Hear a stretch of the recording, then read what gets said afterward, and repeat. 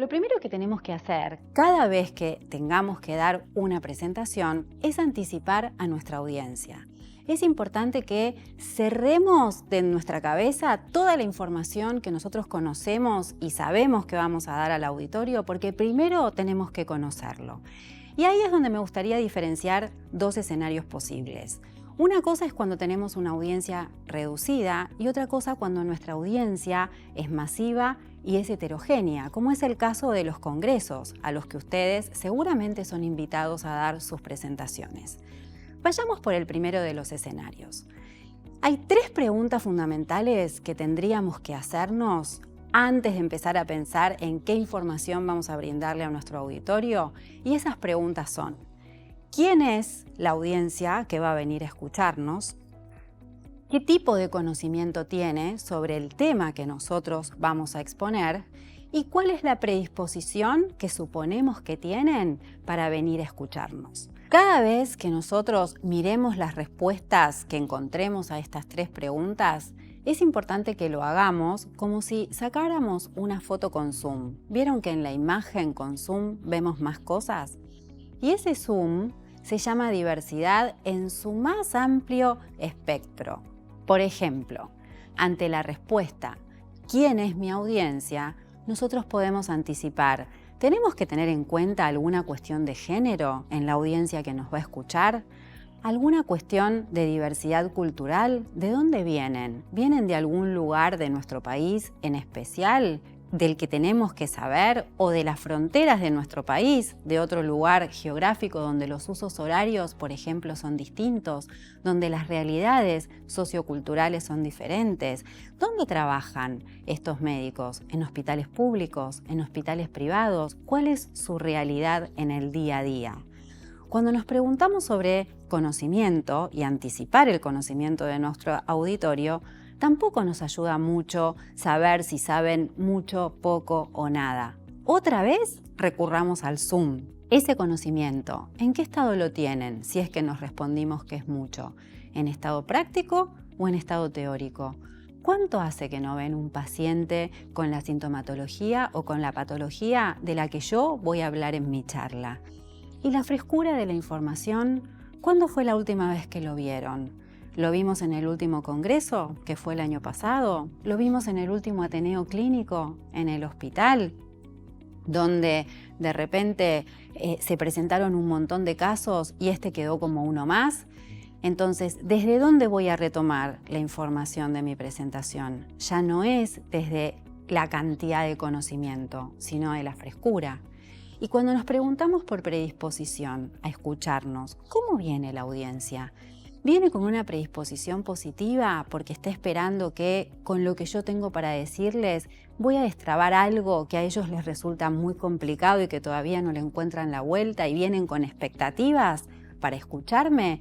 ¿O en realidad vienen con una predisposición negativa, no porque no les guste lo que les voy a decir, sino porque a lo mejor están muy anclados en una zona de confort que les facilita la cosa en el día a día porque están usando una técnica, una herramienta que ya conocen, y yo vengo con algo totalmente nuevo que implica salir de lo conocido?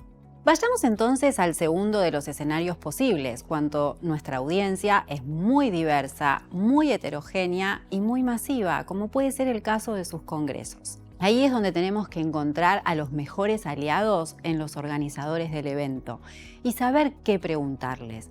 Estas tres preguntas nuevamente las tenemos que mirar con la mayor creatividad posible y preguntarles a los organizadores, por ejemplo, ¿qué canales usaron para difundir el evento? ¿Cómo invitaron? ¿A quiénes invitaron? ¿Cuáles son los límites de la invitación?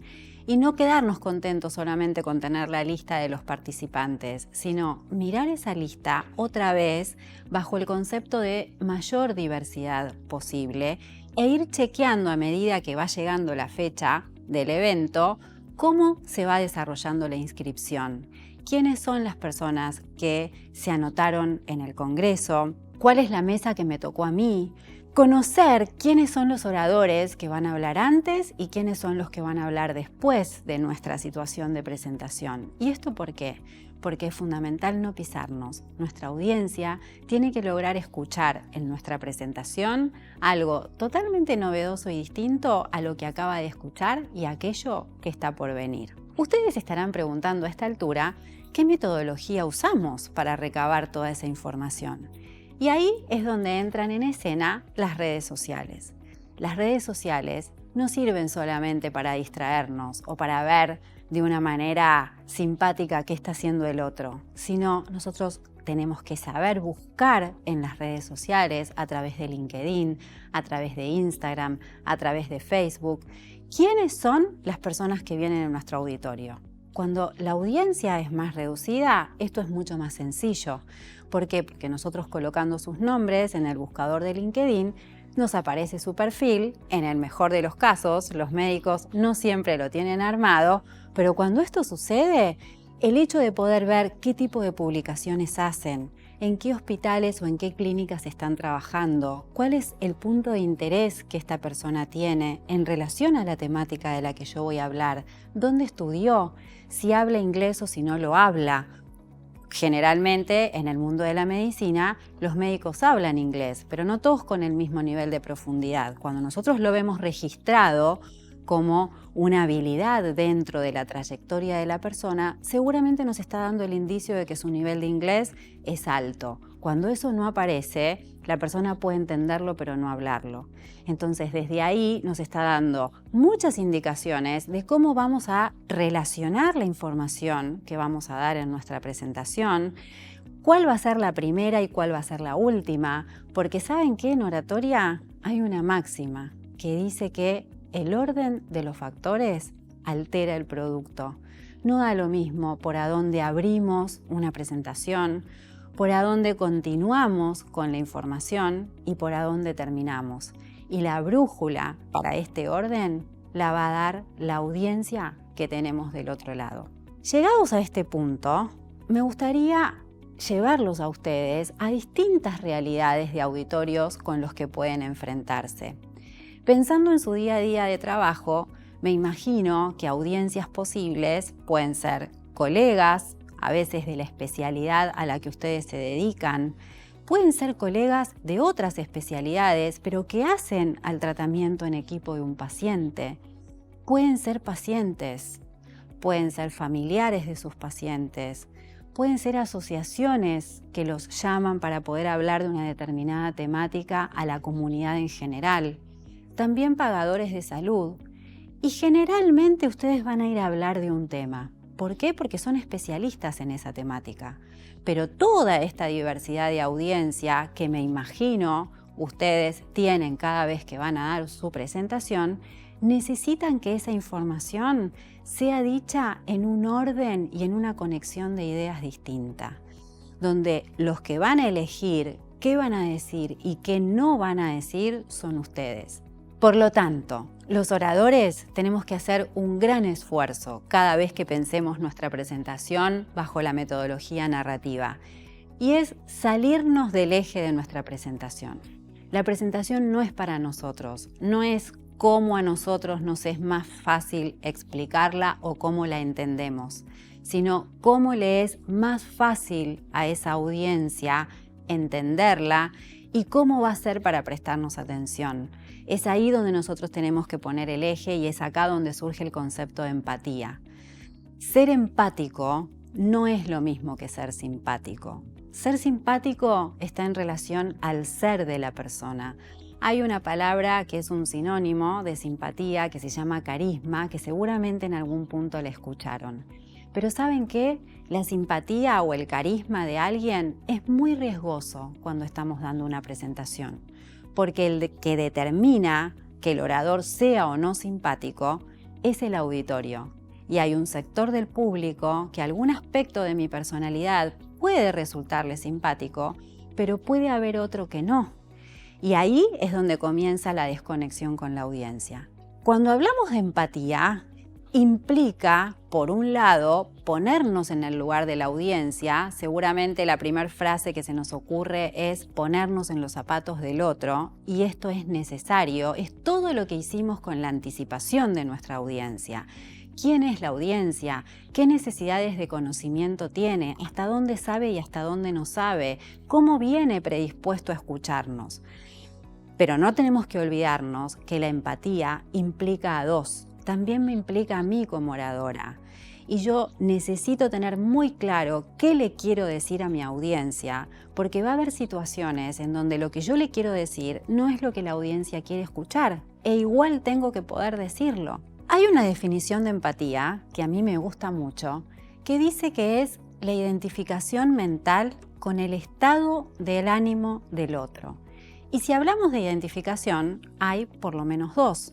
Por lo tanto, es importante ponernos en el lugar del otro, anticipar a nuestra audiencia tal como hicimos recién, preguntándonos quién es, qué tipo de conocimiento necesita sobre el tema del que voy a hablar y con qué predisposición viene a escucharme.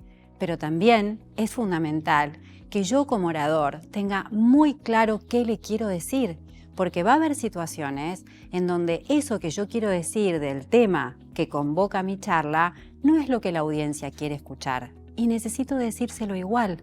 Por lo tanto, no se olviden que cuando hablamos de empatía implica ponerme en los zapatos del otro, pero también tener muy claro el mensaje que como orador quiero dar del tema de mi charla. Para reflejar un poco este concepto de empatía, me gustaría traerles una película que vi hace mucho tiempo. El protagonista de esta película es un alto ejecutivo de los recursos humanos que su función es despedir gente por el mundo. Su mensaje es algo que el otro no quiere escuchar. Ahora, lo que muestra el film es que esta persona, antes de dar su mensaje, de exponer su mensaje, investiga minuciosamente quién es esa persona a la que va a ir a despedir. ¿Por qué? Porque la estrategia para decírselo es totalmente distinta cada vez. Y hay una parte casi humorística de la película que muestra que, según como él lo dice, siempre el mismo mensaje y ese que el otro no quiere escuchar, hay personas que se levantan, lo abrazan y le agradecen por haberlo despedido.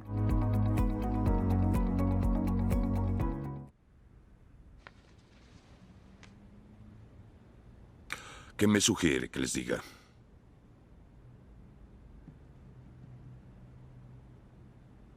Tal vez subestima el efecto positivo que la transición de su carrera tendrá en sus hijos. El efecto positivo. Gano como 90,000 al año. El desempleo da, ¿qué? ¿250 por semana? ¿Es uno de sus efectos positivos? La vida será acogedora porque no podré pagar la hipoteca de mi casa y nos mudaremos a un lindo apartamento de una habitación en alguna parte. Y creo que sin prestaciones podré abrazar a mi hija mientras, no, sufre por su asma, pero no podré pagarle el medicamento para eso. Bueno, estudios muestran que los niños que sufren traumas moderados tienden a aplicarse académicamente. Es una especie de defensa. Váyase al diablo. Eso dirán mis hijos. ¿Que los niños lo admiren es importante? Sí. Sí, o lo era. Dudo mucho que lo admiren, Bob. Oye, estúpido, ¿no se supone que debes consolarme? No soy psicólogo, Bob. Soy despertador. ¿Por qué los niños quieren a los atletas? No sé, ¿por qué se acuestan con modelos? No, por eso los queremos nosotros. Los niños aman a los atletas porque buscan sus sueños. Yo no sé encestar. No, pero cocina. ¿De qué está hablando? Su currículum dice que estudió artes culinarias francesas. Muchos estudiantes trabajan friendo pollo, pero usted limpió mesas en Il Picatore para mantenerse. Terminó sus estudios y vino a trabajar aquí. ¿Cuánto le pagaron en principio por olvidar su sueño? 27,000 al año. ¿Y cuándo va a votarlo? Y volverá a hacer lo que lo hace feliz. Buena pregunta. Veo gente que trabaja en la misma compañía durante toda su vida, gente exactamente igual a usted. Entran y salen, y jamás tienen un momento de felicidad. Tiene una oportunidad, Bob. Es su renacimiento. Si no por usted, hágalo por sus hijos.